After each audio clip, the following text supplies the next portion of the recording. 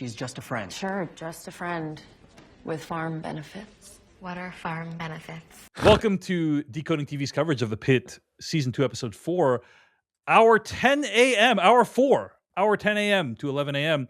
I'm David Chen here with Patrick Klepek. Patrick, any overall thoughts on the episode? Again, I always feel like I'm repeating myself when we set up to talk about another episode of the Pit. It was just like, should I dive straight into the cases? Do you think? Should we skip the overall thoughts? So I enjoyed this episode of the Pit.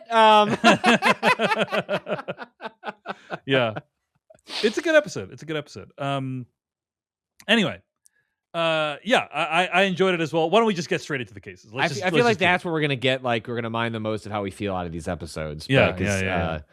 It's sort of the tough part with the way this show is modeled and structured is a little bit like, how did I feel about that? Like, I did enjoy that episode. And then you get into a case and you're like, oh, I really loved that part though. We did get this email from Scott writing into decodingtv@gmail.com about our discussion last week. I brought up the concept of zebra and what that means. That is a concept that I heard from I first learned from ER, which is the idea is like zebra is like a very atypical explanation for a common situation. And Scott wrote in, I wanted to thank you for taking the time to explain the zebra comment made by Dr. Santos. The idea being that when you hear hoofbeats, you think horses, not zebras in general. I wanted to add some additional information. The zebra has been adopted as the mascot for the rare disease community. For example, the National Organization for Rare Disease sponsors the Rare Disease Day and uses the zebra to raise awareness. In the U.S., a rare disease is defined as one affecting less than 200,000 people in the country. However, there are over 10,000 rare diseases that have been identified. My daughter was diagnosed at 6 months old with a rare genetic disorder called Leber's congenital amaurosis, LCA, which causes blindness from birth. I've attended a few conferences for the rare disease community, and there is a reason the zebra is a resident mascot. While the diseases themselves have a wide array of symptoms, there is commonality of issues that people deal with. Many struggle to be diagnosed at all, with symptoms being missed, dismissed, or downplayed by doctors, which can go on for years. Even if you get a diagnosis, there are often zero treatments available, let alone a cure. This is not what most people expect when you get a diagnosis. You think, okay, that's what's wrong. Now what? And the answer is nothing. Sometimes all you're left with is the promise of some gene therapy that always seems like it will be available in the next 5 to 10 years. The other sadder commonalities are the burdens placed on the family and caregivers, and worst, a child dying at a young age. Thankfully, my daughter is quote-unquote just blind and has no other impacts to her overall health. That said, there is a recognition in the community that everyone has struggles regardless of the relative severity of their particular disease. Thanks for the show. Always enjoy listening to you both. Scott in San Diego. Thanks, Scott, for the email writing into decodingtv@gmail.com. I just want to say my wife has suffered from a very rare condition, rare medical condition for over a decade. And I totally relate with Scott's email and the idea of rare diseases and how we have this model of medicine in our head that's like, go to the doctor, diagnose, get better. And in fact, that is not the model that a lot of people live with. It's not how it goes a lot of the time. So anyway, thanks to Scott for that email, for that reminder. It's appreciated. All right, Patrick, let's talk about some of the stuff that happened in this episode of The Pit. There is this guy named Vince who falls through the skylight of a flower place while he was parkouring with his friend.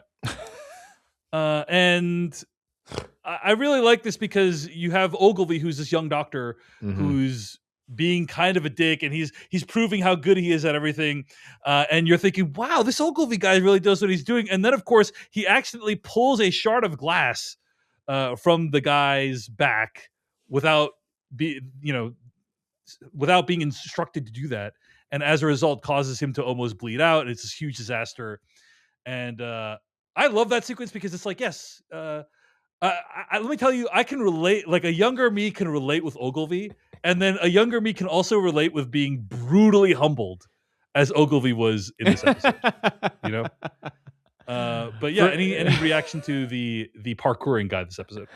Well, for me, it was just a question of like, how far is this punishment going to go? It's like, all right, they're not going to kill the guy. Like, that seems like it was clearly they're setting up like him, Javati. Like, there's there's gonna be some humbling. Like there's gonna be like a little bit of like if we're gonna be competing this way. Although I don't know, like Javadi's, I didn't realize we were so hype on TikTok, so it's like maybe like the humbling is not going to be coming for some of us, but it did feel like we were setting up for, hey man, like, also textbooks are not real life medicine. That's part of the reason you're here. And like, there are ways of doing things and like limits to what you're capable of until, especially once you're in the action. And so I thought it was, that was when, as soon as it happened, you're like, oh yeah, it was going to be something like that. It was going to be something like that. Yeah. And it was like, oh, don't strangely kill this satisfying. Strangely it was, satisfying. yeah. But I also, in the back of my mind, I was like, they're not going to kill the guy. Like that's not going to be the punishment this early in the season. Is this young guy getting punished for his arrogance? But I did think that was a pretty appropriate way to handle, like the way this character has been set up so far. In the show. So I enjoyed that. Plus the fact that the parkour, kids came in with the partner or the friend with like with the camera like on, like filming, right, and like refuse, like I have his consent, like we got to post a vlog later. Well, hey, she probably had some sponsorships attached to that video, like entirely possible. Tens of thousands of dollars were at stake for her to be able to film with that GoPro in the Pitt hospital. So, well, I also liked that. I think it was it Mohan who said like, well, if they just been nicer, would have let him stay in. yeah. No, I think it was a different doctor that said okay. that. But somebody mentioned like they just asked for him. They just been kind about it instead of a prick that could have stayed in. But I have to imagine, the show hasn't dealt with that much. I mean, we're between the it was Garcia, Yolanda Garcia. That was the doctor that said that. Anyway, yeah. The idea, like the overlap of our current social media moment with, we're getting, I feel like that is the show dipping its toes into that a little bit, but we haven't seen too much of that elsewhere. And so I thought it was interesting to have that the show play in that world for at least a little bit. My favorite part of that sequence was Ogilvy is clearly very shaken by having almost killed this dude. Mm-hmm. And Dr. Robbie goes to him and says, hey, in the future, if you find an object in someone, like, don't pull it out. It might be preventing blood from flowing everywhere. And then Ogilvy's like, it'll never happen again, like for the rest of my life. And literally before he can even finish saying that, Dr. Robbie's already like turned around and left the room. He's already like, he does not like for Ogilvy, this will be one of the defining events of his life.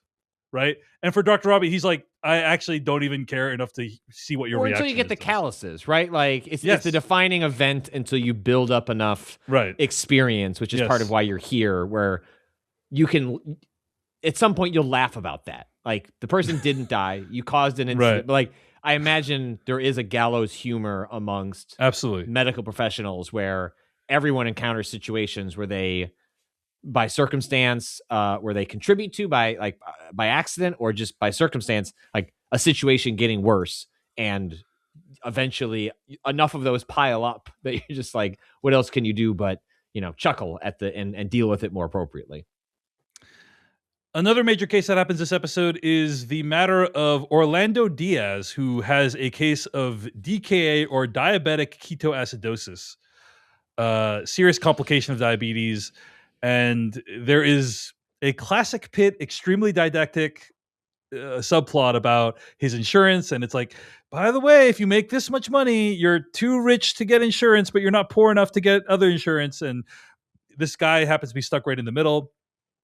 And I think there was like a very emotional scene when his daughter posts this GoFundMe, but he asks her to take it down because he's too proud.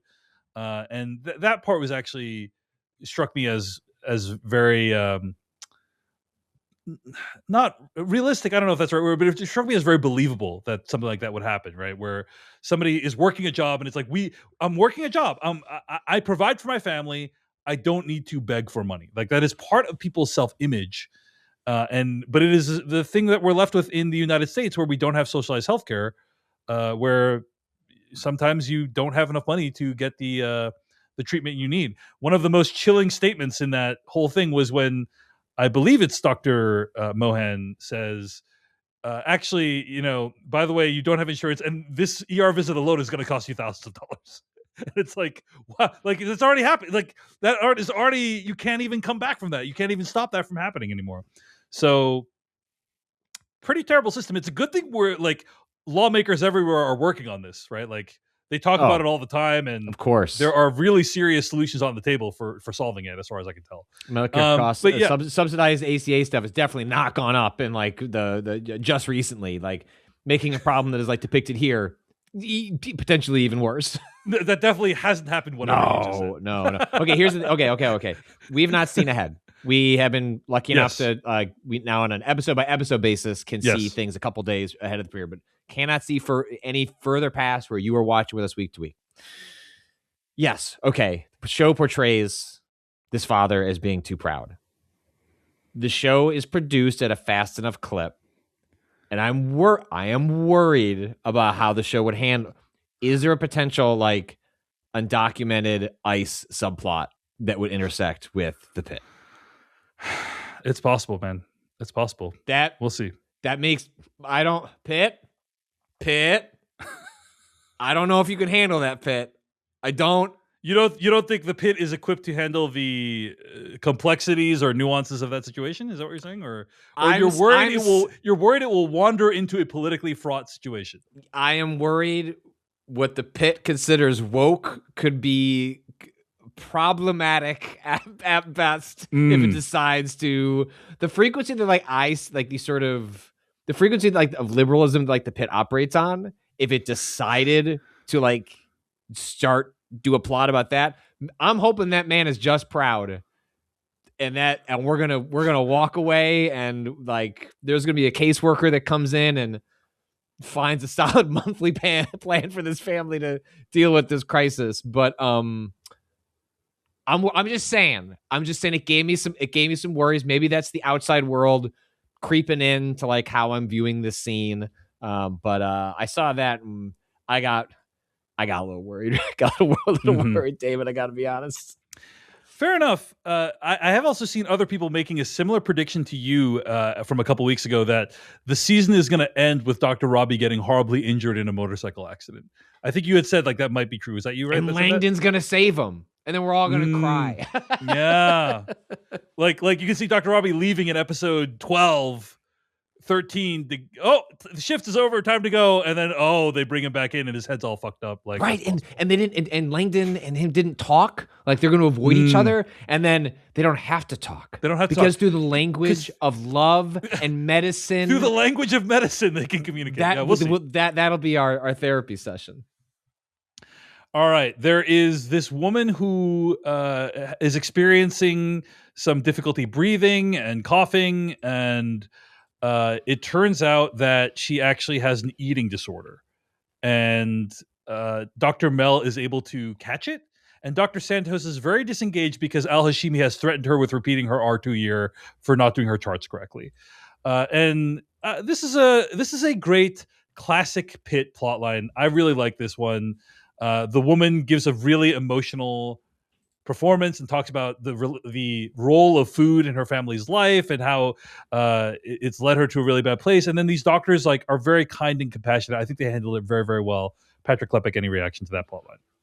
Yeah, I also, in terms of I think it's obviously gonna be like a season-long arc with Santos like dealing like what is her future. I wonder if that will become an increasing part as the Pitt now knows it's going to be a reoccurring show year over year. They're already renewed. Like you can't really, how much can you build in like how these characters are thinking about their future into a show that you don't know if it has a future yet? Now that they do, I feel like it's not a shock that like Santos like, hey, how are you going to be able to handle like the majoring in multiple different sorts of like kinds of medicine when you're not getting your charts like correct? Like what does that like, how much can one person put on themselves? What sort of decisions does that lead them to make in terms of like whether they stay here or go somewhere else? And I do think that does create a really interesting and kind of exciting element for the show in terms of characters can and will leave, and then maybe look, they could go away for a season and they can come back. You know what I mean? Like I'm curious to see how the show handles all that going forward. I think like Santos is sort of like set up like so obviously as a character to go on some kind of journey like that this season. I guess also it leaves in the possibility that's like, yeah, like I know you want to go into surgery, but like you're gonna have to repeat R2. So you're gonna come back for season 3 and just do R2 over again. Sort of built-in, sort of contractual thing. Right, But right. I'm really enjoying her this season, by the way. I think I think her character is. I think there are less. I think when we talked about the season premiere, yes, I think there are things the audience is bringing to her character. Maybe that's reflective of yourself. I acknowledge that all those things can be true. I also do think. Not that they've sanded the character down, but I do think they have found different entryways into the character for the audience, and as a slightly different character in season 2 that I'm having a really good time with. Fundamentally, also, like season 1 finale turned her character around a little bit because she's housing Whitaker, right? And so it's like, however Deposit.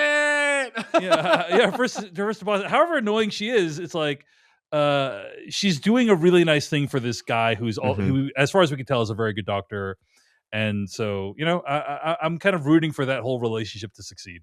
What that platonic connection to succeed. David Chen getting into the Pitt stand culture, kissy kissy. Also, I wanted to shout out Joy Kwan, I think is her name, right? The one East Asian doctor on the show.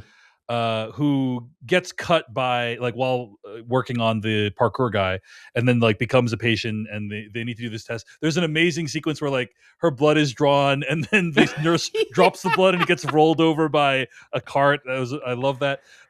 But I saw some people post online that Kwan basically represents a doctor doing a rotation who has absolutely zero interest in emergency medicine. Right, that's kind of what it's checking a box. I have to be here because I have to this. Be here. This is not what I'm going to be doing. I'm never going to do this again for the rest of my life. I'm going to be working in some comfortable clinic, making $300,000 a year. And I'm not going to be doing this. But so she's very disengaged, and I think that's who she's supposed to represent. We'll see how engaged she gets as a result of now being a patient. She's one of my favorite new characters because I feel like her disaffected nature. I feel like they're going to crack that at some point, where circumstances is going to force her to become a more active participant. And it feels like she's dragged between scenes. Like you said, I'm here because this is if you've, it's a credit that I have to fill out to get the degree, sort of situation. And I feel like she's very one note at the moment, in terms of personality type. And so I'm excited to find out what circumstance does the show put her in, beyond just being the patient as opposed to diagnosing, somebody. I'm very interested to see what journey she goes on this season in particular. Same. All right, couple of other major cases. There was a situation where Whitaker is able to successfully identify a posterior STEMI, which is apparently one of the worst heart attacks that exists.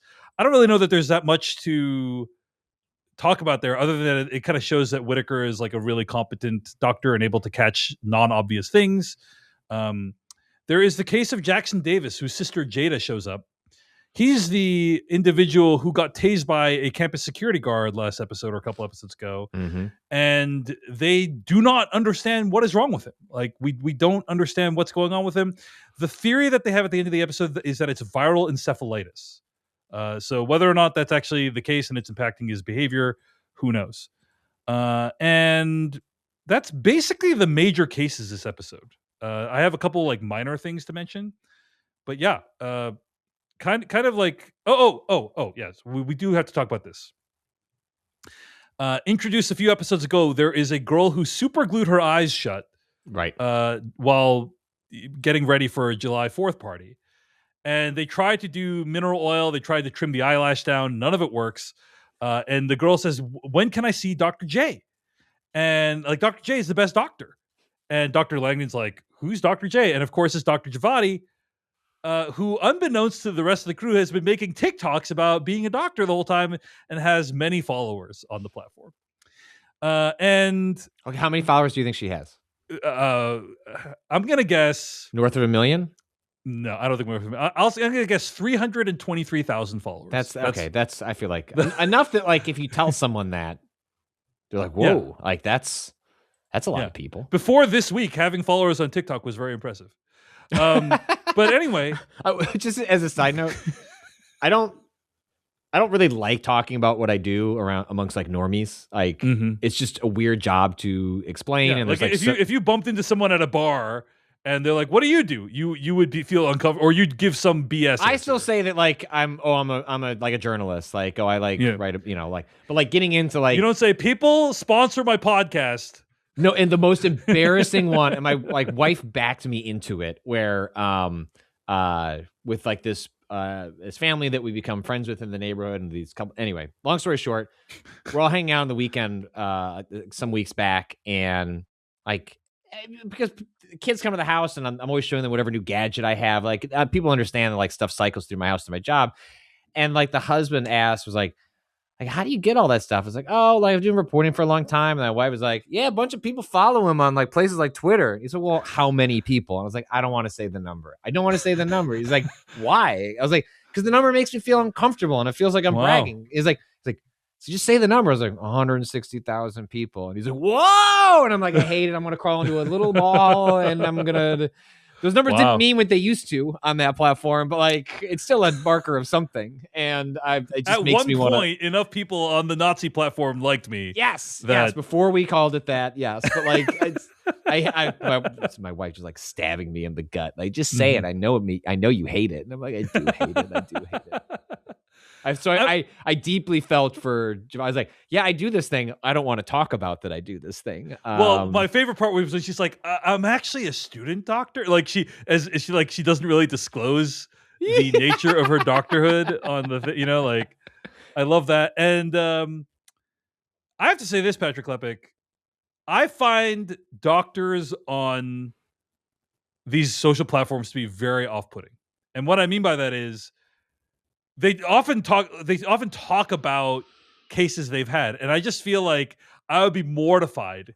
And they don't ask for permission; they usually just do it anonymously, and I would just be mortified if my case was talked about on a massive platform. That's just me, though. Like, I don't even read articles from that I'm in. Like if I'm in a news article and I'm mentioned, I don't even read that because I don't like that. That's the thing that makes me uncomfortable. Not how many followers I have, is like being out there in media in a way that I didn't produce. And so yeah, I find that a turnoff. What do you think about doctors? Like, if there is a doctor who's like a really well-known therapist or a really well-known chiropractor or a really well-known podiatrist, and you saw them on TikTok, would that make you more or less likely to want to subscribe to their services? Far less likely. Yeah, tell me why. Why? I mean, putting aside the misguided incentives for like that already exist in medicine, like let's acknowledge all those, like the financial incentives to overprescribe or over analyze. So let's take all that for granted. But like the incentives on social media platforms are, I'm not sure if they're worse, but they're real bad. And so yes, I think it would be difficult to not have, even if someone is acting completely in good faith, like doing their best to anonymize past experiences, to pass on good faith information to people in an accessible platform that doesn't cost money beyond accessing, having a device to access it. I'm sure you can find those people. But like, if you're asking me straight up, like if you went into a doctor's office and like it also said like follow me on TikTok, I would turn around and like go find another doctor. Like I find the incentive structure for social media one in which I would have a difficulty trusting that, especially having lived through. You and I are both people who have emerged we were born in the social media age, and therefore don't want anything to do with people who are really successful at it. Maybe this will like drift over time, is like, I also have an immediate response to that is born out of having lived through like the most intense periods of COVID, in which like so much of that period I feel like is defined by weaponizing social media platforms to platform like misinformation. And then those people went from being doctors to social media people to now like, administering, guidance on like vaccines, like in the administration. Like the pipeline there is like pretty fucking clear. And so that is maybe like unfair to like many people who may just like, I just know stuff, just like other people know stuff. But like, I will admit that like the proximity even almost 6 years out from the start of COVID in the U.S. Gives me the heebie-jeebies over that stuff. It makes me distrustful from the start, even if that's not fair. But I also think it is fair. Yeah, I'm in the same boat as you, which is especially like therapists, right? Psychologists, where they're like talking about their. It's like that's not cool, man. No. If I found out my therapist was on TikTok talking about here's best practices in therapy, here's how I deal with my patient, that would be the last session we ever had. You gotta be retired, man. Like you gotta be like out of the business. Right. Yes. Like that is something. We gotta have some distance between what's happening with real life patients and what you're passing on. Absolutely. All right, couple minor things happened this episode worth mentioning. We have some like doctor-patient connections going on. There's a story of we're never going to see these characters really outside of the confines of the pit. That's one of the cool things about the show. It's also one of the short constraints of the show. So we learned that Whitaker apparently befriended the wife and the child of a previous patient who died, and Santos says that they're he's playing house with them. He says they're just friends. Who knows what's going on there? That was actually really surprising. Wait, you think it's possible that they're not? Whitaker seems like a innocent, sweet summer child, and I think if there's anyone else, I'd be like, no. But I think Whitaker, it's possible. Who knows? Anyway, I think he's framing that to himself as I'm just helping, but he's also helping. If you know what I mean. He's also getting helped. He's delivering some medicine. Mind, body, and soul. Thank you for that, Patrick. We meet this deaf woman named Harlow, who apparently has lightheadedness and headache, and we don't exactly know what's wrong with her, but I assume she'll play a more major role in future episodes.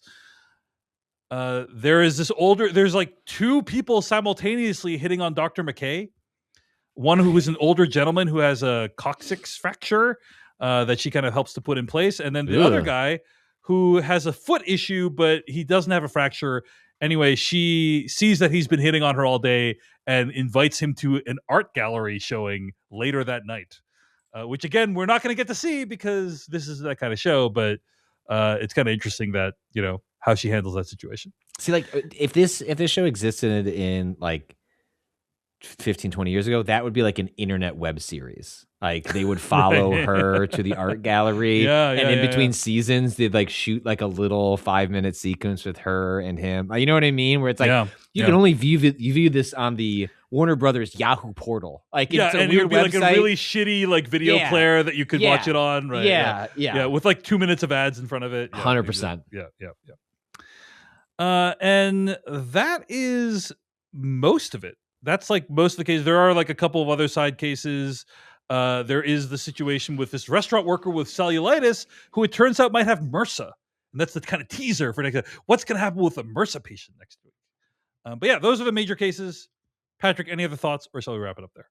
No, I think we continue to see. I'm interested in how long they keep the temperature up with the other hospital business. Is that going to turn into something else, or was that just sort of a inciting event, but not one that like they don't feel overwhelmed right now? It feels like there's more going on, but it doesn't, and maybe that won't happen. You can't do that.